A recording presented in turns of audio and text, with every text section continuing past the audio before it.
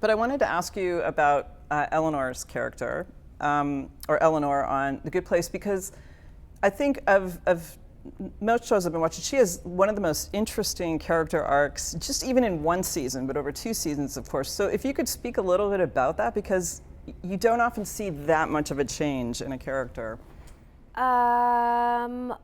Well, I will say one of the things that drew me to the show beyond it just being Mike Schur and me worshiping him and thinking he's a genius was I am incredibly stimulated and interested in someone who is inherently unlikable on the page and then figuring out how to get you to root for them. That's like such a stimulating challenge for me, because if you read it and you're like, oh, this girl's kind of a jerk. But then I'm like, okay, what can I do and where can I layer like little bits of humanity into her eyes but still keep the comedy of the jerk? And I felt like I got clued into that playing Sarah Marshall because she sort of did everything wrong. But I was like, when I read it, I knew kind of who she was, and a lot of actresses come across like where they're just thinking about their looks, but they're really just very insecure and they don't know what they're doing.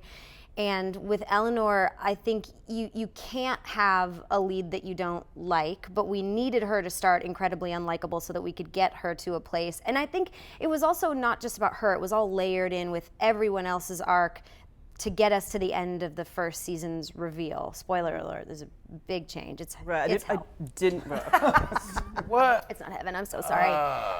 But you had to start. All right, cool. All right, well, that was a waste of a download. Sorry. To clear some space on my twist laptop too. now.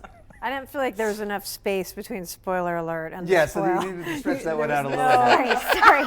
Spoiler alert. I'm still working on my timing. Spoiler alert, I'm still It's working hell. on my timing.